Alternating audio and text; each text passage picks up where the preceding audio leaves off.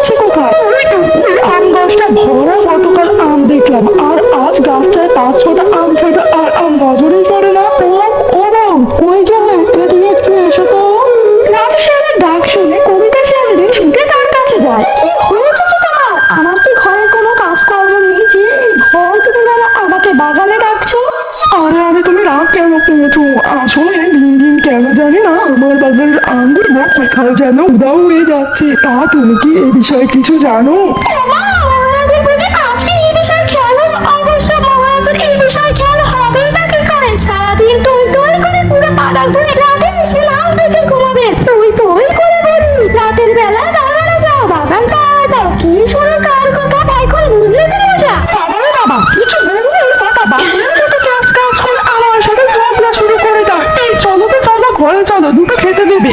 কথা বললেই তো আমার বেলা কটা বেশের তো মনে হয়। আসুন ঘরে আসুন, ঘরে এসে দুটো গিলে আমায় উদ্ধার করুন। এই কথা বলে কবিতা শিয়ালিনীর আগে গজ গজ করতে করতে সেখান থেকে চলে গেল। বাবা, কপাল করে একটা বউ পেয়েছি। বউ তো নয়, যেন বাসের ঘরে যাই এখন কটা খেয়ে ঘুম দি। রাত থেকে আবার বাগান পাহারা দিতে হবে। এই বলে রাজু শিয়াল তখন সেই আম বাগান থেকে চলে গেল। যথারীতি রাত হলে রাজু শিয়ালও বাগান পাহারা দিতে বাগানে এলো।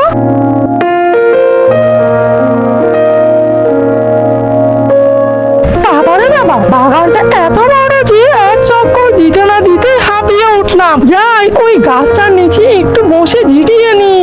এই বলে রাজু শিয়াল তখন পাশের একটা গাছের নিচে বসে পড়ে। খানিকক্ষণ সেই গাছটার তলায় বসতে রাজু শিয়ালের দু চোখ বুজে এলো, আর তখন রাজু শিয়াল সেইখানেই ঘুমিয়ে পড়লো। দেখতে দেখতে রাত আরো গভীর হলো। রাজু শিয়াল তখনও নাক ডেকে ঘুমাচ্ছে। ঠিক এমন সময় কে যেন মাথায় ছুরি ও হাতে একটা বড় লাঠি নিয়ে বাগানে ঢুকলো। এরপর সে আমচোর নিজের হাতে লাঠিটা দিয়ে গাছ থেকে একের পর এক আম পাড়তে থাকে।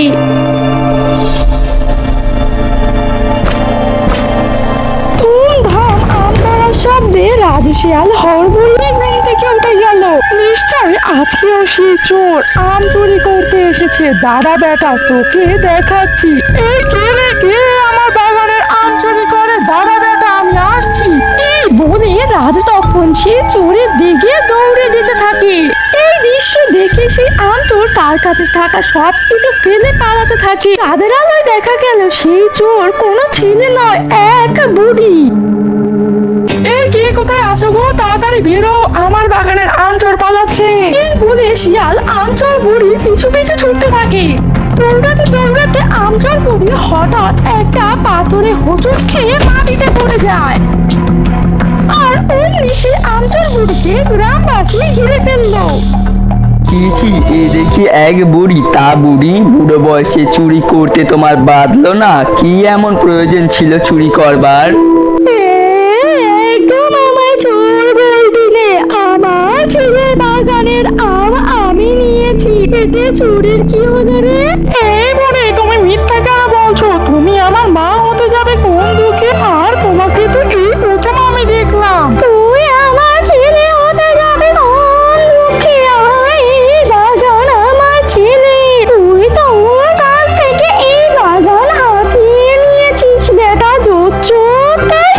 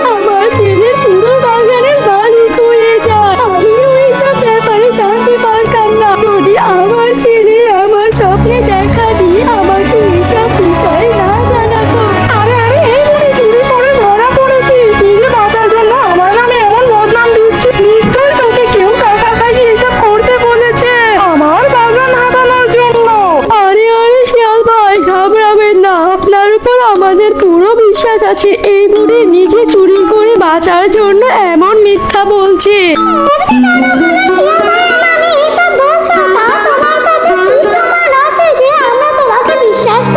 প্রমাণ চাও তো চলো আমার সাথে সেই গাছতলায়, তাহলে তো সব প্রমাণ হয়ে যায়। আরে সেই গাছতলায় কেন? আমি তো বলছি এই বুড়ি মিথ্যা কথা বলছে। এই তুমি চুপ করো তো, একবার যেহেতু কথা উঠেই গেছে তাহলে একেবারে সেই গাছতলায় গিয়েই দেখি এই বুড়ি আমাদের কি প্রমাণ দেখায়। এই শুনে বুড়ি তখন তাদেরকে সেই ঈশান কোণের আম গাছের দিকে নিয়ে যেতে থাকে। এরপর বুড়ি তাদেরকে নিয়ে সেই ঈশান কোণের আম গাছের কাছে এসে পৌঁছলো।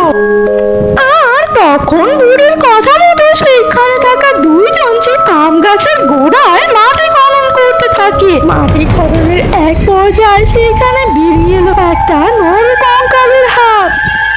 তা দেখে রাজু শিয়াল খুব ঘাবড়ে যায়। আরে এখানে নরকঙ্কাল আছে কিভাবে?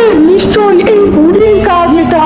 না হয় আপনারাই বলুন, আমি যদি কাউকে মারি সেটা এই বুড়ি নিজের স্বপ্নে দেখে এত নিখুঁত ভাবে মনে রাখলো কিভাবে? নিশ্চয়ই এই বুড়ি কারো কাছ থেকে টাকা খেয়ে এসব করছে।